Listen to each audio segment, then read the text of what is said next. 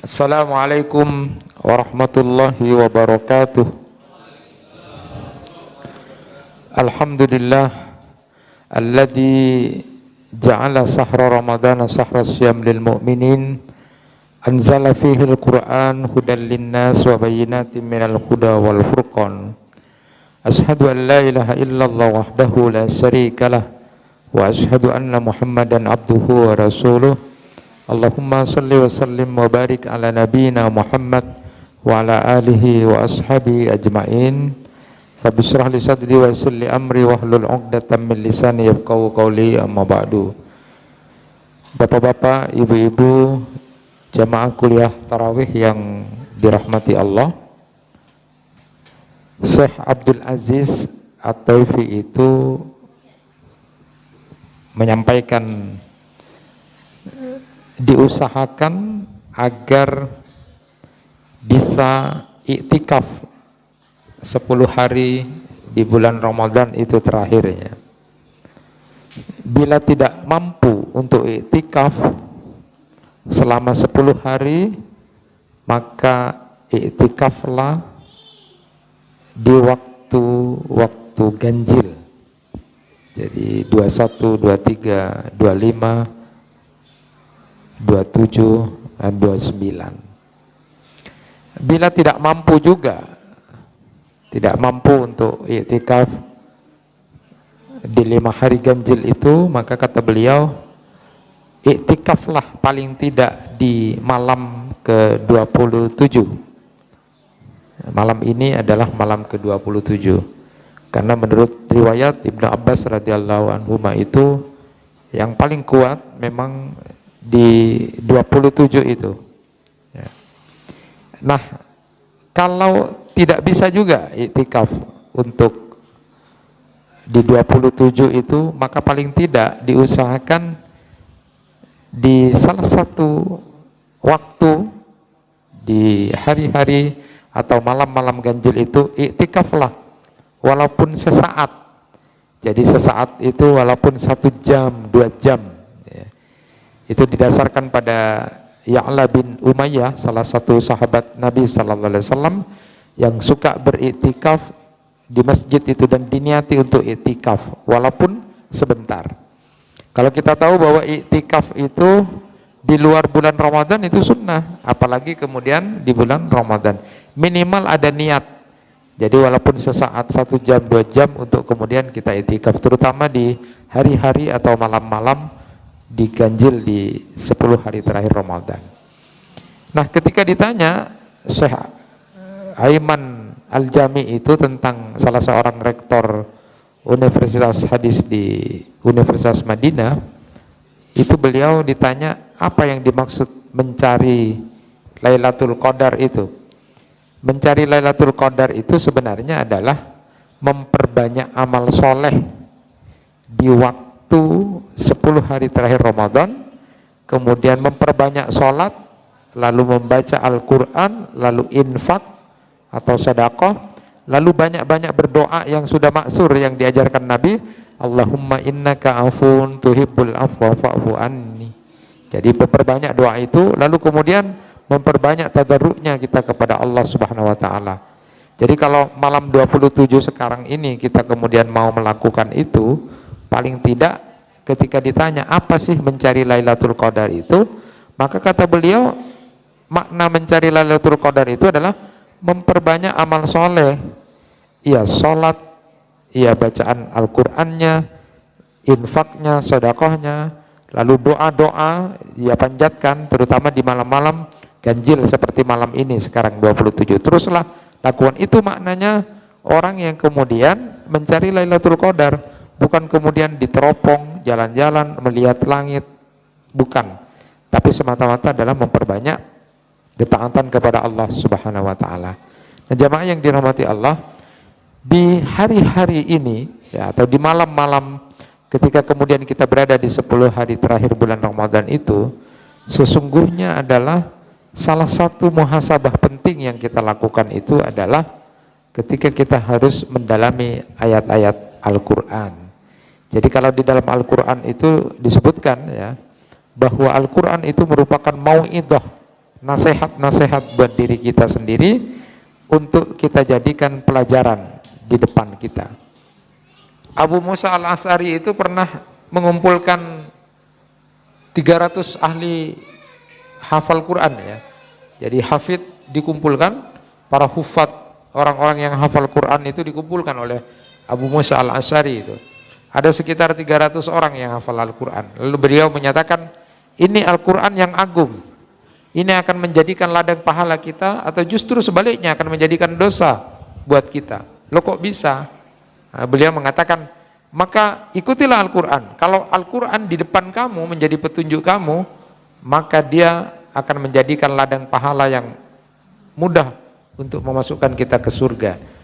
Tapi kalau kemudian Al-Quran itu justru ada di belakang kamu, jadi Al-Quran yang ngikutin kamu, bukan kamu yang ngikuti Al-Quran, tapi nafsu kamu yang di depan, maka itu akan menjadi sebaliknya, justru menjadikan dirimu akan berada dalam dosa ketika kamu berhadapan dengan Al-Quran itu. Itu di hadapan para hufat Quran itu, Abu Musa al-Asy'ari menyatakan begitu. Nah, sebagai gambaran buat kita, jamaah yang dirahmati Allah, tentu bahwa ayat-ayat Al-Quran itu menjadi semacam pelajaran, paling tidak ya, seperti yang diceritakan oleh Syekh Ibrahim As-Sukran itu dengan Syekh Ali At-Tatawi itu, betapa Al-Quran itu bisa memberikan pengaruh besar terhadap kita. Tinggal kita ini punya pengaruh apa enggak.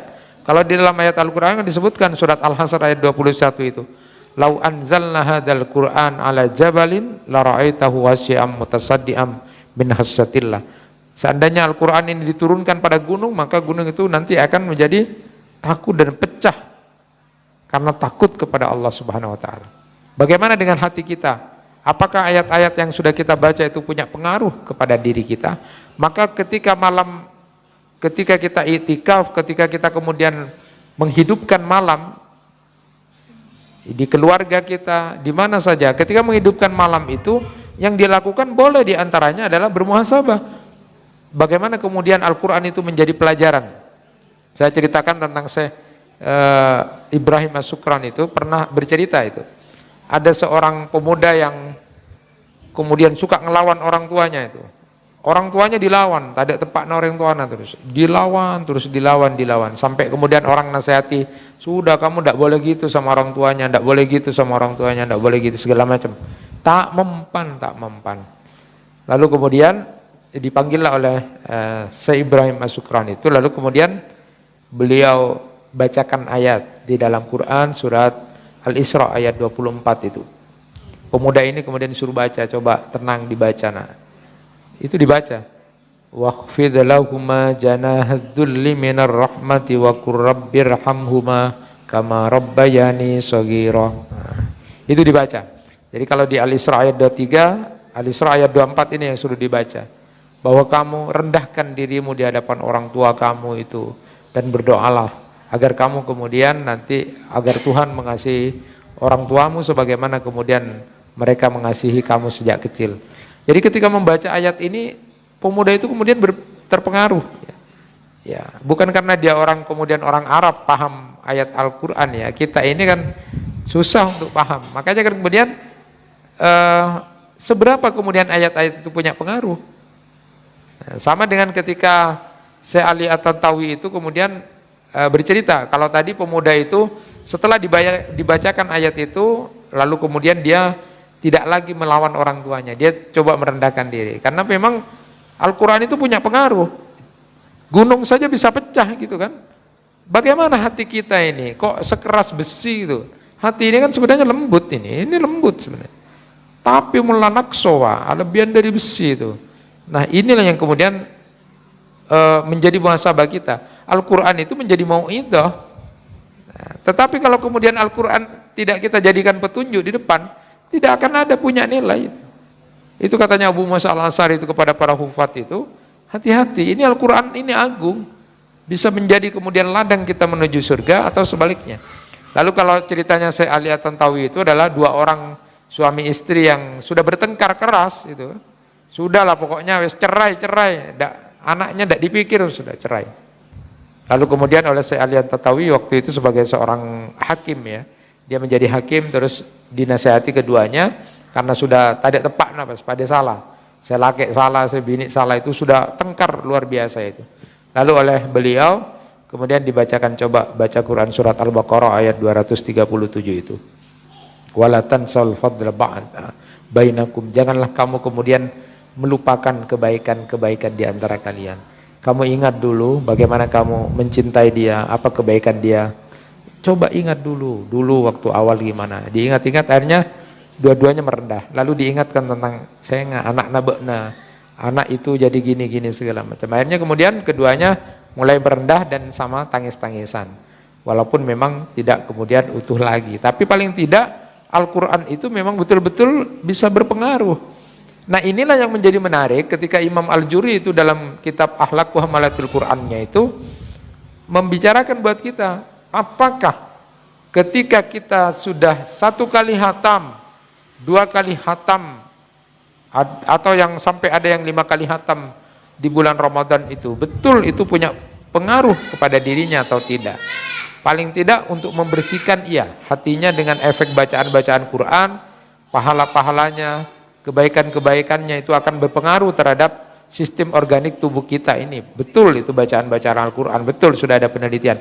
Tapi kemudian bagaimana sejauh itu kata Imam Al-Jurri, yang kita pikirkan pada saat kita menghidupkan malam dalam rangka berusaha untuk dekat kepada Allah, Lailatul Qadar, di akhir-akhir waktu Ramadan terutama malam ini, bermuhasabahlah, coba dibaca Al-Quran, ada ndak pengaruh buat kita? Kata Imam Al-Juri, maka doanya, ya Allah, aku sudah hatam Al-Quran ini, adakah pengaruh pada diriku? Apakah hatiku semakin lembut? Apakah hatiku kemudian menjadikan Al-Quran ini di depan aku, sehingga aku bisa menjadi hambamu yang kemudian dicintai oleh engkau karena mengikuti petunjukmu, atau justru di belakang? Sehingga kemudian seperti yang saya sampaikan kemarin, bahwa ternyata apa-apa yang kita baca itu pengaruhnya buat kita seberapa. Maka ada orang yang kemudian dianjurkan oleh beliau Imam Al-Juri, ambisi kita bukan cuma hatam Al-Quran, tapi ketika selesai membaca Al-Quran berdoalah kepada Allah, ya Allah, kapan saya menjadi orang bertakwa sebagaimana ayat-ayat yang sudah aku baca? Kapan aku menjadi orang yang bersyukur kepada Allah sebagaimana ayat-ayat yang sudah aku baca? Kapan aku menjadi orang yang sabar yang sebenar-benarnya sebagaimana ayat-ayat yang sudah aku baca? Kapan aku bisa khusyuk? Kapan aku bisa menjaga lisan? Kapan aku bisa menjaga pandangan? Kapan aku bisa menjaga anggota tubuh yang lain sebagaimana ayat-ayat yang sudah aku baca? Itu bermohon kepada Allah setelah khatam. Di samping kita kemudian bermohon, setiap huruf yang kita baca itu punya pengaruh pada diri kita dan punya pahala, tapi berdoa juga kepada Allah, ya Allah, berikanlah Al-Quran itu semacam nur, cahaya, petunjuk buat kita untuk kemudian bisa merubah diriku nanti pada saat di akhir Ramadan. Sehingga kalau Ibn Rajab Al-Hambali itu di kitab Bughyatul Insan fi Wadha'ifi Ramadan yang menyebutkan bahwa bab tentang akhir-akhir Ramadan atau hari-hari atau malam-malam di akhir Ramadan itu berbicara tentang bagaimana kemudian amal kita ini diterima oleh Allah karena kita punya perubahan yang luar biasa dalam hidup kita. Harus itu, harus.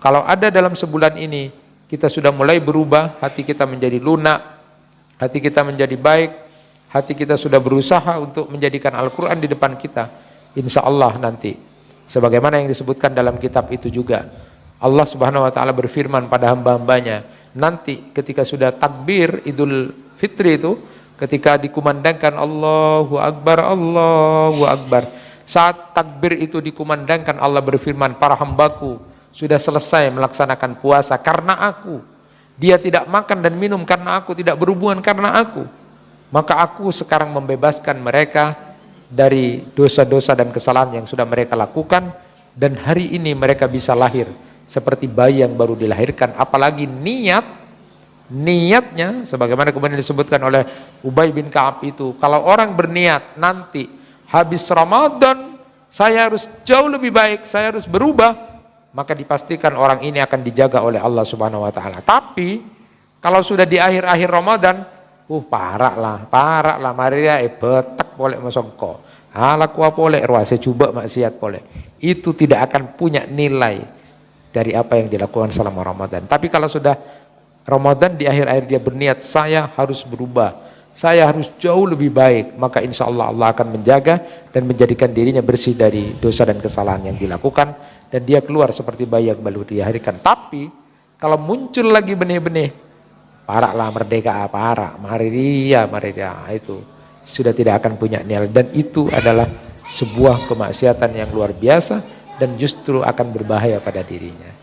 Mudah-mudahan malam ini, malam ke-27, bisa kita lakukan ketaatan kepada Allah, kita hidupkan malam ini dan malam-malam di akhir-akhir ini, sehingga kemudian yang terpenting, kata Syekh Ibnu Taimiyah itu menyebutkan, yang terpenting itu adalah kesempurnaan, kebagusan di akhir, bukan berpikir tentang ketidaksempurnaan di awal.